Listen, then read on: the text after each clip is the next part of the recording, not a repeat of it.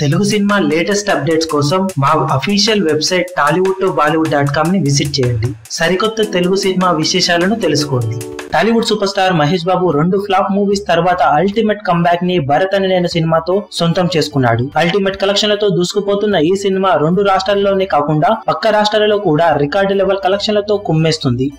Cinema తమిళనాడులో 3 రోజులకు గాను ఆల్ టైమ్ ఇండస్ట్రీ రికార్డు సృష్టించి చరిత్రకెక్కే రికార్డు సొంతం చేసుకుంది. సినిమా మొదటి రోజు గాను 77 లక్షల గ్రాసును, రెండవ రోజు గాను 76 లక్షల గ్రాసును, ఇక మూడవ రోజు 80 లక్షల వరకు గ్రాసును వసూలు చేసి సంచలనం సృష్టించింది.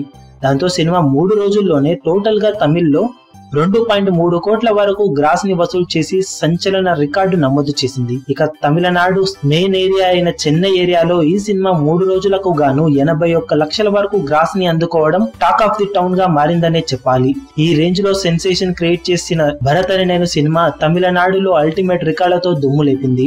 స్పైడర్ సినిమాతో తమిళ్లోనూ మంచి క్రేజ్ ను సొంతం చేసుకున్న మహేష్ బాబు ఇప్పుడు డైరెక్ట్ తెలుగు సినిమాతోనే అక్కడ రికార్డు లెవెల్ కలెక్షన్లతో బీభత్సం సృష్టిస్తున్నాడు. టోటల్ గా సినిమా అక్కడ అద్భుతమైన వసూలు సాధించే అవకాశం ఉందని అంతా అభిప్రాయపడుతున్నారు. ఇక 2 తెలుగు రాష్ట్రాల్లోనూ సాలిడ్ కలెక్షన్లతో కొనసాగుతున్న భరత్ అనే నేను ప్రయాణం మొదటి వీకెండ్ కాను అల్టిమేట్ లెవెల్లో ఉండే అవకాశం ఉంది. 2 ఫ్లాప్స్ పడ్డా కానీ అల్టిమేట్ కంబ్యాక్ ను సొంతం చేసుకున్న మహేష్ బాబు బాక్సాఫీస్ దగ్గర తన రేంజ్ ను చూపెట్టుతూ దిమ్మ తిరిగే వసూళ్లతో షాకిస్తున్నాడు. మరి సినిమా టోటల్ గా ఎంతవరకు కలెక్షన్లను తమిళనాడులో రాబడుతుందో.